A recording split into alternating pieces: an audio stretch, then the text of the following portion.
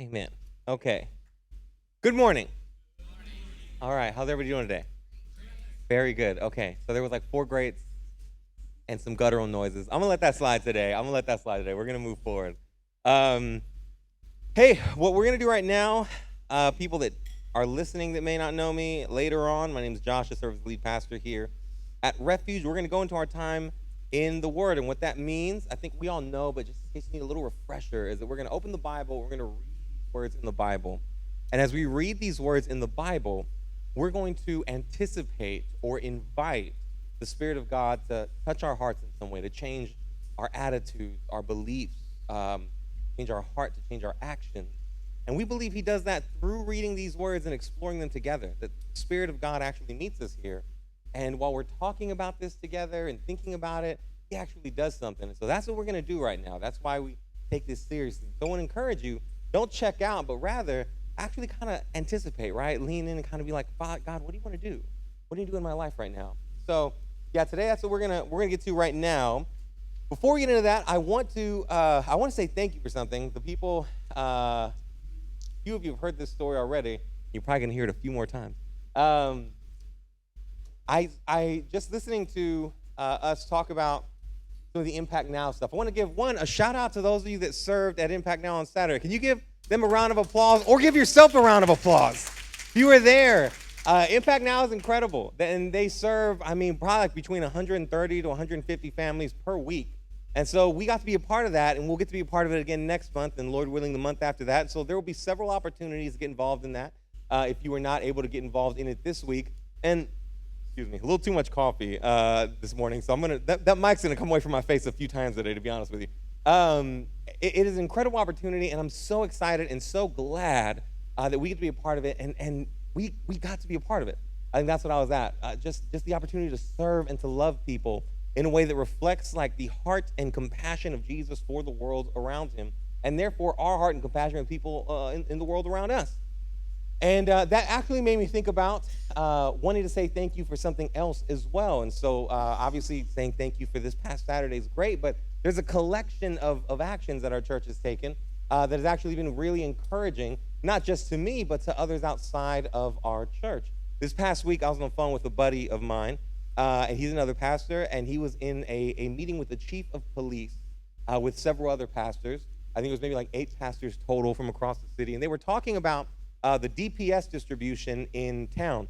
And a lot of you guys have probably heard that the state of Texas distributed a lot of officers across the city to kind of combat some of the policing challenges that Austin has had over the past few months. And so that has been there's been some really good things to that. There's been some really challenging things to that. And the police chief was trying to interact with these pastors and let them know a bit about what was going on there. And while he said there was some really good things, he said that some of the challenges were obviously that they don't have control over that, right? There's some real challenges with not having oversight of those things. But he also said some of the advantages were found in the fact that some of the communities that they were dispersed to were some of the rougher communities in town, some of the communities that needed a better police presence in order to serve that community well. And of course, one of those communities that he talked about was this community, Dove Springs, the 4-4, if you like that link. Okay, don't throw up 2 fingers. I don't know how that works, but but what I'm getting at is that as they were talking, they said, one of the reasons it's so important is because of the lack of resources often found in these types of communities. And they said, as pastors, or the police chief said, as pastors, one of the most encouraging things, if I could share a story with y'all, is like some of the resources that are absent for some of the communities, but are really present in one. For example, is that in Dove Springs, one of the administrators for the school recently told me that one of the best things that's happened there is a church that came in town a while back. And my friend kind of, his ears perked up, was like, what church is that? And then he continued to say, yeah, they have been serving the community really well. They love people really well. They get out there. They canceled church and just went to go serve people and help people a while back, and just really, really great. And of course, because my friend was there, he was like, hey, you know what church that is? And he was like, I don't know. They meet in an elementary school in Dove Springs somewhere. And he was like, okay, you know the name of it? And of course, the chief of police is like, bro, no, right? Like, this isn't on my radar like that. You know what I mean? And then all of a sudden, because he's my homeboy, he kept pressing. He was like, does it start with an R? And he was like, maybe. And like, is it Refuge? And he was like, yeah, and who knows? Maybe he was just like, dude, yes, I don't care anymore, right? But he inevitably kind of said, yeah, that's the one. And my friend got really excited. He ended up reaching out to the administrator to say, hey, can you tell me more about what this church has meant for you? And they continued on to just say, man, this place has been a blessing. They've blessed the school that they're a part of. They've blessed the community around us. They have been really like one of the few things that we've prayed for, that we've hoped for, that would be a part of our community. And now it feels like they're an answer to those hopes and those prayers. That there would be a group of people that meet in this community, that have a heart for this community, are willing to sacrifice and love the people in this community. And my boy was like, man, bro, he made me laugh a few times. He was like, man, we've been around for like 10 years, bro. I ain't never had nobody say that about us. And he proceeded to kind of say, man, they really did make it sound like y'all making a huge difference, bro. It wasn't that you were making it sound like that. I would say that the times I've talked to you, they made it sound like you undersell what y'all do. Because she put it in a context that was really powerful and really meaningful. And I wanted to simply say thank you to y'all. None of that's possible without y'all. Y'all do that, right? Yesterday at Impact Now, I was at my daughter's soccer game. So, I mean, like, literally, y'all was the one doing that, right? Us as a community of people. And I was watching or listening, I should say, to the words on this screen. I guess I was watching those too. Just a second, the love of God and what that means. And it just made me think, like, man, those are the type of reports that only come from people that are being shaped by God's love for them. And then they're therefore turning around and going, I want to pour out a bit of whatever is going on in here. I would lay down some of my convenience, lay down some of my comforts for the sake of serving others, loving others, and stewarding the world around me well. And I just see that in each and every one of you so much. And I want to say thank you. I love you. I'm grateful for you. I'm trying hard not to cry because I got to get through 25 more minutes of this. And if I start there, it's going to be 40. So, yeah, I love y'all. And I'm grateful for you. And I want you to look around and just be grateful for each other as well. And recognize the beautiful things that God does in a community of people that just says, hey, we'll pick up our cross, as the Bible says, and we'll bear it. We'll follow him. And that means there'll be challenges, and there will be inconveniences, and there will be some running uphill at times. And yet, in all those moments, right, it's worth it when we're able to look and see that people are actually blessed by that. That God is faithful to not just be like, oh yeah, I'll keep giving you strength and endurance, but to say, man, I'll use the fruit of your labor.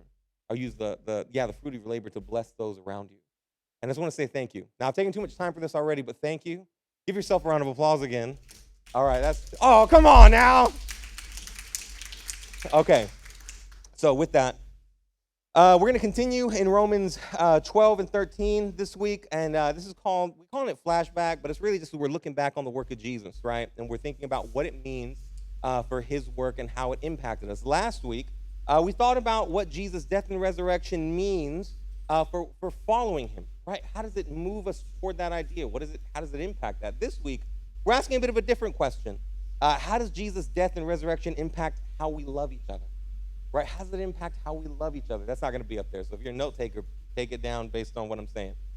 We're going to go ahead and jump into Romans 12, 9 through 10 to kind of dive into this idea a bit and see how this text provides us some answers to that question. You're also going to see me gravitating over toward these notes a bit because I took a lot of stuff off. I left a lot of stuff on the cutting room floor. And what I put in, I did feel like I put in quite a bit of what's going on in this text. And I want to make sure that I respect your time. So I'm going to stick pretty close to this iPad over here on this part of the stage. So if you would, we're going to go ahead and read the verse on the screen together today. And so I know it's a little bit different. We have someone come up here and read it, and then they pray for the sermon, but I want us to read it together. Historically, church leaders have done this a lot, even before predating the Christian church, but even in the Jewish tradition, there was this idea of reading the scriptures together and allowing them to kind of wash over us and feed our mind and set our attention. And so I want us to do that again today, kind of honor that tradition and read it together. And so it's going to be on the screen, Romans 12, 9 through 10. And if you would read it along with me, I'm gonna have the mic up close to my mouth so that I can kind of set the tempo. That way we're not all going at our same pace. But if you would follow along with me, let love be without hypocrisy. Detest evil, cling to what is good. Love one another deeply as brothers and sisters. Take the lead, honoring one another. So here's the thing. In this text, Paul starts this section off the back of another section through whatever that is, verses 3 through 8, right? So yeah, last week we really just tackled 1 through 2, And this, we're kind of skipping over 3 through 8, not because it's not important, but because it kind of builds on the ideas that we're going to approach here in this text.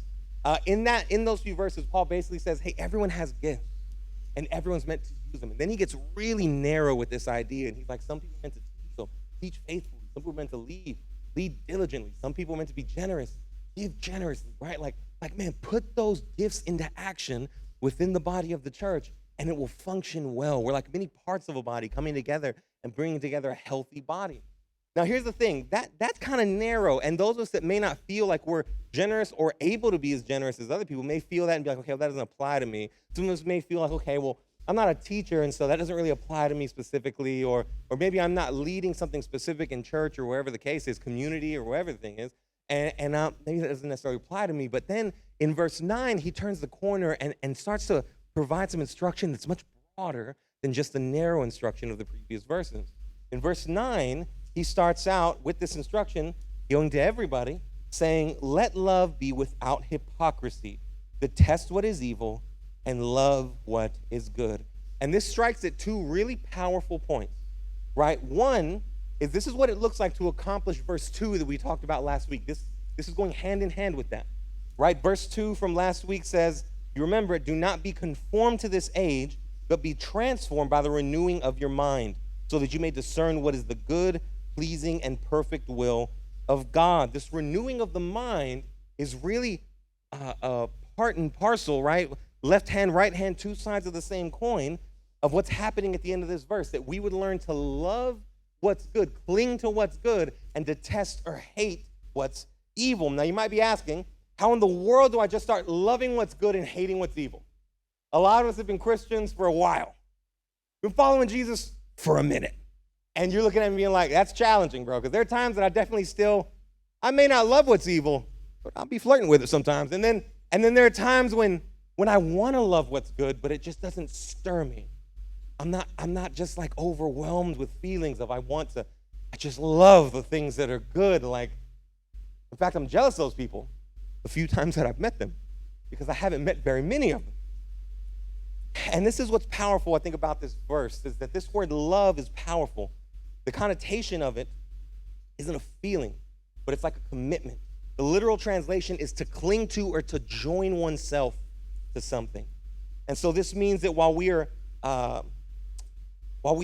hope that we can develop a love or affection for the feelings of righteousness, the vision that Paul has is to hate, to truly detest, to really be like, man, I really despise your presence in other people's lives, in my life, those things that are evil. But in contrast, not to say, instead, my heart is flurrying with butterflies for the things that are good, but instead to go and say, this is what's good. I know that this is good, and I'm going to hold on to it best that I can. Right? That's the vision of what's happening here. And that should be encouraging to us, friend, because while I know that it's hard to just say I'm like a saint, I love what's good, this isn't telling you that you have to have some perfect emotional condition. It's saying that when you see evil, turn away from it. And whatever is good, whatever is beautiful, whatever rings true to be the will of God, see that and hold on to it for dear life. It takes a commitment. It takes intention. It's a lot like, a workout plan or eating right. We all know what that's like. The fried chicken, right? The sweets, them bad boys be tempting sometimes. We got there looking good. And the thing is, in every one of those options where I'm looking at the fried dish, you go to like a Texas fair and it's like, hey, we're going to put ice cream in a deep fryer. And it's like, I don't even know how you do that. How does that not melt? And they're like, I don't know, but here. And then it's like, they want you to just consume it, right? While that is available to us in every one of those options, maybe not the Texas fair, but in most options, right? In most cases, there is another healthier option that we have to intentionally go to, commit to, cling to, and say, this is going to be my choice today. I know that all of these things are available to me. I know they're present. I know they're here. But my intention is to turn away from them, to detest them, to say, no, man, that's not good, and then to cling for dear life while that fried ice cream is calling my name, right? To cling to dear life to a salad, right? But to cling to dear life to what's good. This is a vision that Paul has, right? Of renewing our mind, of hating what's evil and loving what's good.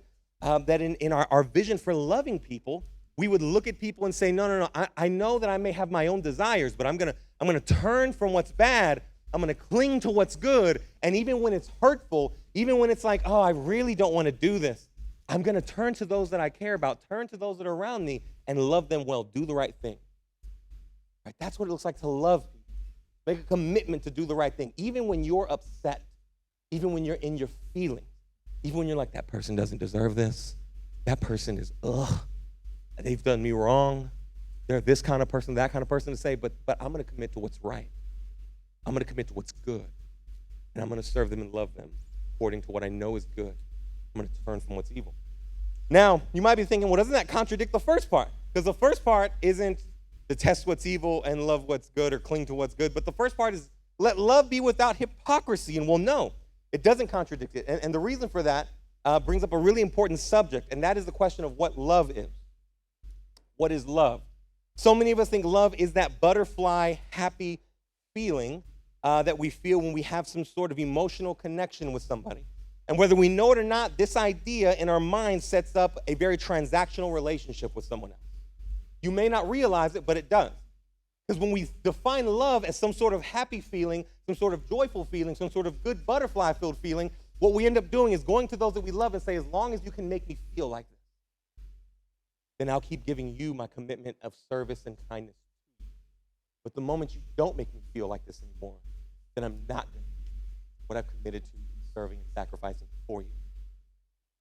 Right? When love is defined as this feeling of happiness, this feeling of joy, it sets up an extraordinarily transactional relationship with someone, especially with God. And it's kind of like no wonder that divorce rates are high, right? Because if you go in thinking like, oh, love is when you make me feel happy. And half of us don't realize, like, you're not going to feel that way forever. Shoot, you may not feel that way for long. Like, you may get to, like, the 6th month and be like, you are really messy. And it's really frustrating me. Like, that's what my wife would have said to me. Your boy did, and you, I gotta admit, like in relationships, you do gotta change some stuff. I was in there doing dishes last night, so I mean, like you do change and all that good stuff, but man, that type of feeling can go away like that. And if that's how we define love, then we can assume that love is absent the moment the feeling is absent.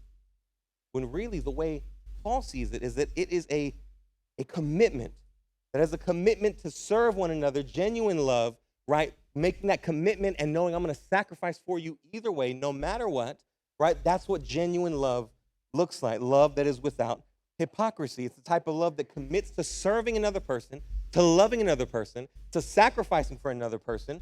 Whether we feel it or whether we don't, it's a commitment to do those things. And the thing is, from there, that means that we end up turning away from what we think is right and what's wrong. Again, this is a continuation of that idea of saying, hey, I'm going to make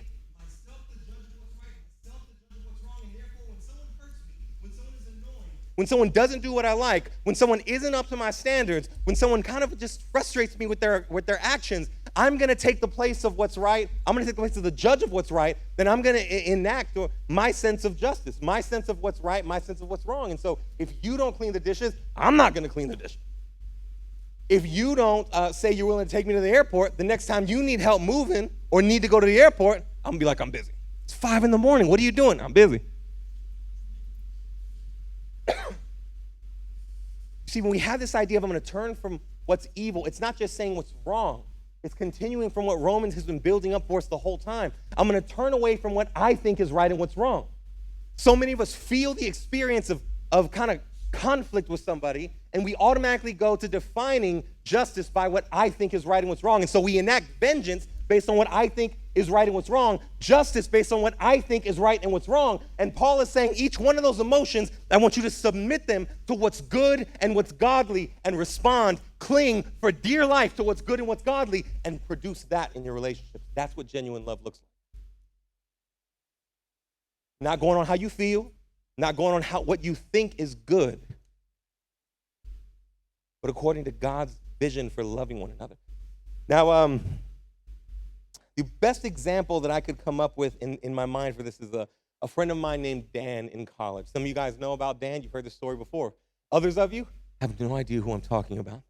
So get ready. No, the story's not that good. But Dan was a friend of mine, and I can't call him a good friend, but I can call him a friend.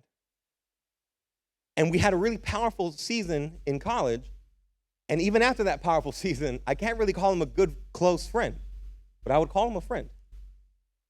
You see, during the season in college, me and Rachel went through a lot of hard times. We had broken up, and a lot of it was due to just my own maturity on several different fronts. And the thing was, I call him a friend and not a good friend because me and Dan weren't necessarily like super close. It wasn't like he was looking at me going like, man, bro, I'm hearing all of what's going on because you're telling me and Rachel's telling me, and oh man, I'm filled with compassion for you. He was not quite an acquaintance, but he was just a friend. But Dan saw what was going on in my life. He saw the shambles of my life. And he said, hey man, let's start getting together. And so we started getting together. We'd go to the gym together. We'd sit in his backyard and have a beer together, oftentimes on the same nights. And not everything went right in those situations. There were times I walked out of Dan's house going, bro, what was that man talking about tonight? And there were times I walked out and thought, man, that was one of the most life-changing nights of my life. And I grew so much during that season because of Dan saying, hey, man, genuine love is no matter what I think of you, no matter how I feel about you sometimes, the right thing to do is to see your life and to serve you, to make time in my life to have you come and be with me and us walk through this. And I grew from that. I grew a lot from it. And when that time was done, I was like, I appreciate you, Dan. He was like, yes, sir. And then we proceeded to go back to talking to each other like once every 6 months. Maybe less than that now. That was genuine love. That was the Bible's vision of genuine love. It didn't take someone that had all the butterfly feelings toward me. It didn't even take someone that liked me. It didn't take someone that I necessarily liked. It took one brother, one sister, looking at another brother, another sister, and going, what's right is for me to love you like this. So I'm going to detest what's evil. I'm going to turn from my own vision of what's right, my own vision of what's wrong, and I'm going to serve you the way God would serve you. And that changed my life. That changed my life. That brother changed my life. With just being obedient to God, loving me the way the scriptures were calling him to love me, the way God was calling him to love me, not what he thought was in the most convenient form, or what he thought was even right. That's what Paul has a vision for here. Now, why did Dan do this? Was it because he just wanted to follow Jesus? Well, yeah, he wanted to follow Jesus. It was also because he was already following. Meaning, because he was following Jesus, he knew that I was more than just this guy at his church. I was more than just this dude that was around his house every once in a while, that was a part of his small group. Sometimes did things that annoyed him, and other times he laughed at. I'm telling you, the relational dynamics were weird. I'm not exaggerating that. I'm sure if Dan was going to watch this later, he'd be like, no, that's all true. Like, he wouldn't argue the point. So why did he do it? It's because he looked at me and said, that guy is more than that. He's my brother. He's my brother. And I think that's the vision that Paul also has when it comes to how we love one another. If you take a look at verse 10, right, Romans 12:10 says, love one another deeply as brothers and sisters. Take the lead in honoring one another. This verse is actually really tricky to interpret because it's really tricky to translate. Right, there are two words in here that are really, really, really important. I'm going to butcher these, by the way. The first one is pholostrogos. I might have done that one okay. And then Philadelphia is how the computer says it. Philadelphia, all right? And one, philostrogos is an adjective that means to be devoted to something, right? Philadelphia is a noun that means brotherly love, and together they make up that first sentence. To devote yourself, in a super literal way to translate it would be to devote yourself to brotherly love. And so we translate it to love one another deeply as brothers and sisters. And that's probably really helpful. But the translation itself is while it's pretty good, we still kind of miss the weight of what's going on here in this passage because of just the nature of English and trying to translate it from another language. You see these two words, Philostrogos, Philadelphia, right, were almost exclusively used within the family context, right? Most scholars and researchers that I looked up said that prior to the Christian faith, these two words were almost never used in relation as like a metaphor to someone else. They were almost exclusively only used within the context of a family unit. And it's really, really important because it's not like the word love for us, right? The word love for us can mean so many things, right? I love y'all, I love my wife, I love my kids. Y'all know what I mean, that I mean I love y'all differently, but it's all love. In this world and in this language, that wasn't the context, right? That wasn't the way. There were certain words used to express how you loved family, other words used in how you loved a brother, other words used in how you loved God, and these were words that were used exclusively for the family unit. It was never used outside of that. It was never used for close friends. It was never used for people at the temple. It was never used for the guy at the corner store. These people were walking around going, hey, what's up, bro? What's up, fam? It wasn't like that. That's not the world they lived in. That's not the language that they used. This meant you are my blood. You're flesh of my flesh. You're bone of my bone. You can never leave me. You leave me, you will still be left with the mark of the fact that you're related to me. You probably look like me. You share the culture that I have. You share the world that we grew up in. You have childhood experiences the way I have childhood experiences. You were shaped and formed by the same traumatic events. You were shaped and formed by the same celebratory events. You are mine and I'm yours. There's no way you can ever overcome that. No way you can throw it away. And here Paul says, commit yourself to brotherly, sisterly love for one another. Commit yourself to seeing each other and going, you're mine and I'm yours. There's no way we can escape it. There's no way we can escape it.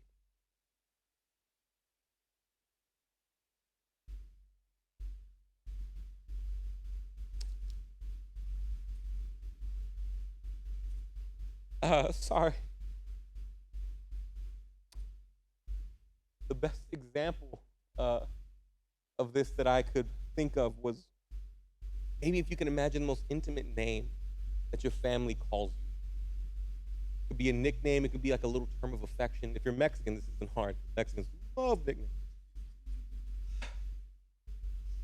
Something that if you were out in public, you were in line at a restaurant, you were walking down Congress, you were walking through Target, you were sitting down at a coffee shop and you heard someone blurt out this language, this word, this name, you would instantaneously think, someone in my family's here. You would start looking for them because it's the type of language that only your family could possibly know. Only your family would possibly use. No one else in your world uses it. No one else in your life could even know you like that. They're not shaped by the same things. They weren't there when you were 6, and more like one of my family's old nicknames for me is Chival. My aunt and uncle right there. They probably were part of coining the term. None of them were there when I was 3 months old, and I was like, ah. And they were like, that guy sounds like a Chival. Chival means goat. They were like, that guy sounds like a Chival. No one was there except them. They have an intimacy with that word, that idea, and seeing little fat baby Josh be like, ah. And they know that's my nephew, that's my son, that's my cousin. That's the type of intimacy Paul's talking about here. Devote yourself, commit yourself. Devote yourself the way you would be devoted to family. Right? Devote yourself like that to people that are now your brothers and your sisters. That's the vision of love that Paul has for this group of people. That's the vision of love God has for this group of people. Right? That we would turn from evil. We would turn from even what we think is good, what we think is right, what we think is wrong, what we think is bad. Look at the church community around us and go, these are mine. These people are mine.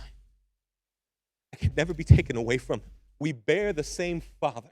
The mark of our Father is what defines us, and we can never escape what this community means to us. We may get into disagreements like I do with family. We may get into arguments like I do with family, but these people are who is going to shape me. These are the people that know what it's like to be in death, to be in sin, to be in darkness, and then to engage this Redeemer and to see our lives shaped and changed and transformed. And now those are the marks, those are the experiences that I unite myself to with others that have shared those experiences. This is my family. That's what Paul's saying. And he's using intimate language to try and get us to see it. I got to be honest. For me, I'm not going to lie. I really, really relate to this.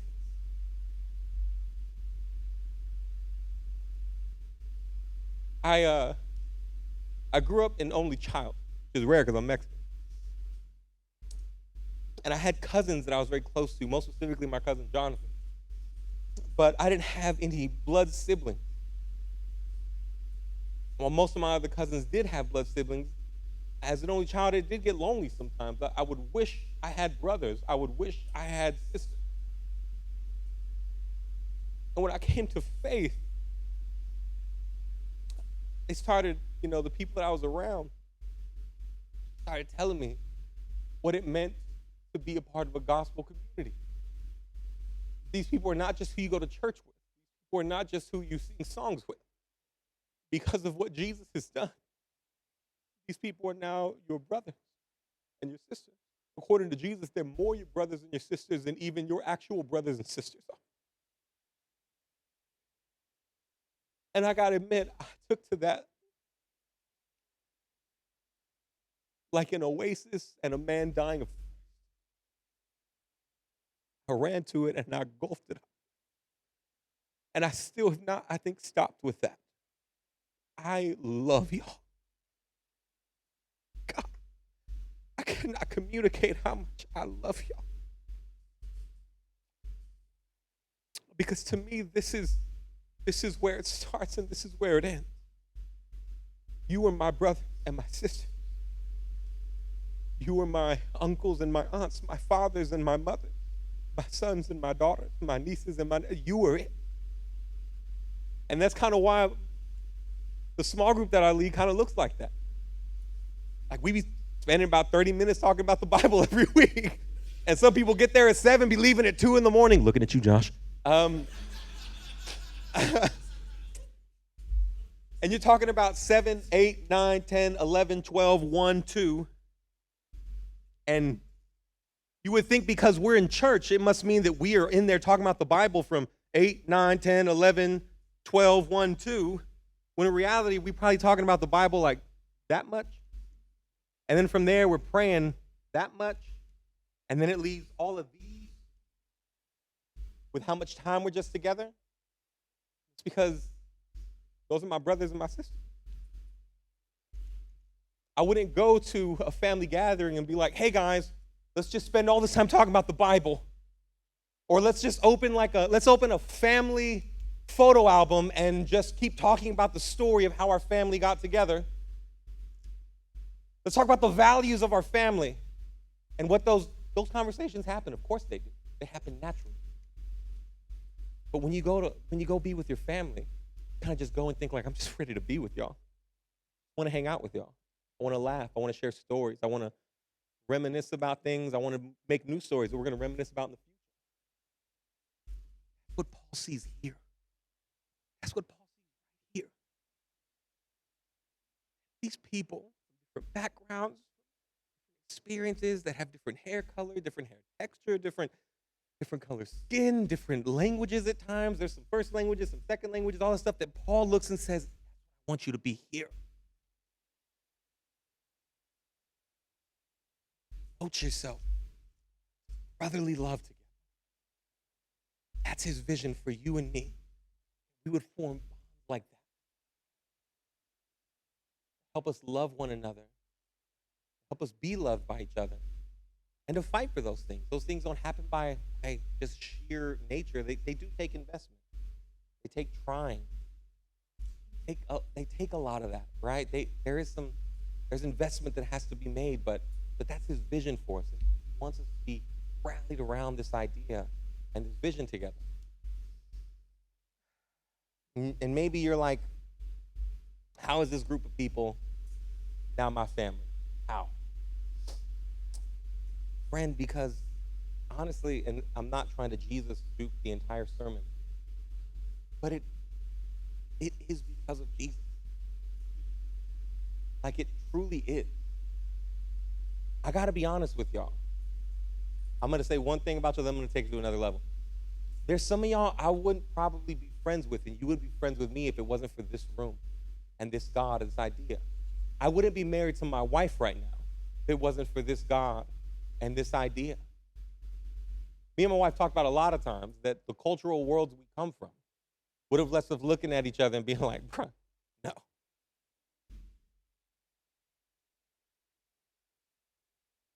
Man, but this is powerful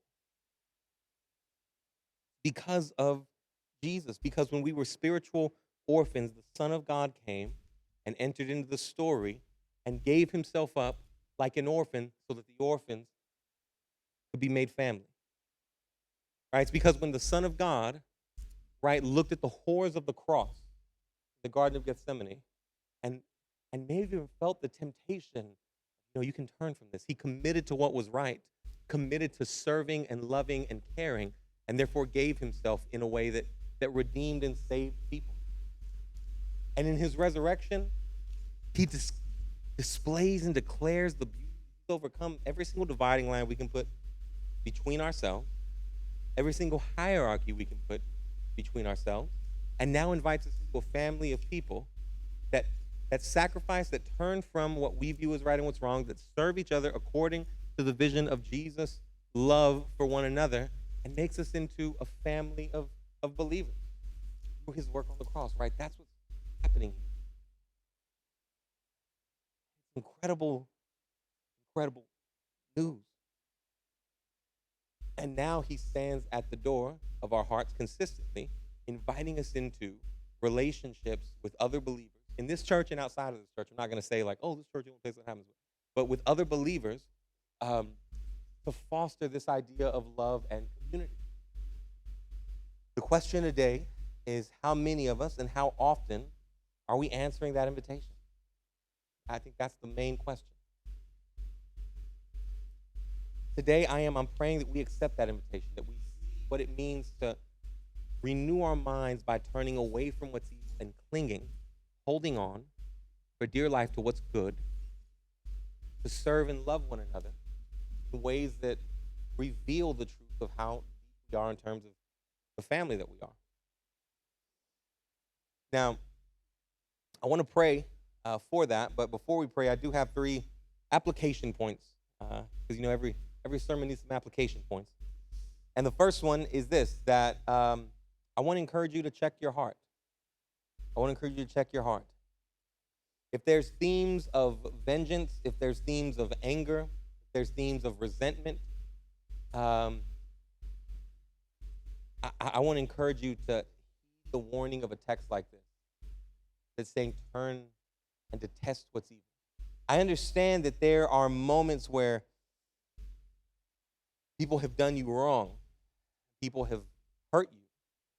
I'm not saying that those things are okay, but rather the idea of saying, hey, what's just and what's good is to make them pay the price for that thing, right? To enact judgment or justice in the form of vengeance from our own hand, from what we do to someone. Maybe that's making someone feel lonely, maybe it's making someone feel hurt, maybe that's kind of trying to make someone feel bad or hurt them in some way, right? If there's anything like that, man, I want to encourage you, look at this and just follow the scriptures and detest and turn from what's evil. Hate it. Cling to what's good. The other thing is to check your commitment. Right? Just check your commitment. If there's things you find yourself consistently placing in front of a commitment to the idea of like Christian community, like I said, here or even outside of the church, I want to encourage you to just consider your priorities. I'm not telling you those things are bad, because the majority of them aren't. They're not. Most are I had a soccer game, my daughter's soccer game, this Saturday, and so I wasn't out there with y'all at Impact Now. Y'all are sending pictures and making your boy mad jealous, but I still that's not a bad thing. But when every new thing that comes in my life gets slotted above the idea of Christian community, right, that's when my priorities are mixed up, right? Not that there's other things going on in my life, but every new thing that enters, I can slot in above this idea of being with my brothers and sisters. Then we have to check our commitments. And the last one is make a commitment. Make a commitment to a church community, to relationships, and start building those familial connections with other people. We just announced we have a membership class. I think that's a great step in that direction, right? Where we say, hey, this is going to be the community of people that I live out my Christian walk with most explicitly. That doesn't mean it's exclusive to here. I talk to probably 2 guys every week. Just call, connect with them, share my life with them. They're dudes that I knew in college, right? That's going to happen. Everyone has those places, right? But but a community of people that you're living out your Christian life with most explicitly and consistently. Um, right? That type of commitment, that's powerful. And so, with that, I want to go ahead and pray and close this up and praying that the Lord would just, He would help us grow in love and care for one another in that family way, and that we would make that commitment through the power of Jesus' death and resurrection to walk out that sense of family here together with other believers. So join me in prayer. Father, thank you so much for your death and resurrection that takes orphans and makes them a family and a community of believers, that while we were spiritually far away from you, you committed yourself to your redeeming acts of love and affection, redeeming acts of care and compassion to bring together to you what you describe as your inheritance, family of people that are redeemed by your love and by your sacrifice. And so, Father, thank you. Help us, Father, to live out that truth. Help us to navigate where those things are challenging for us. Help us to, check our hearts, check our commitments, and help us to make a commitment to you and following you and living out this idea of genuine love that turns and detests evil and clings to what is good and that commits to a brotherly love and affection toward one another. We love you. Thank you. In Jesus' name, amen.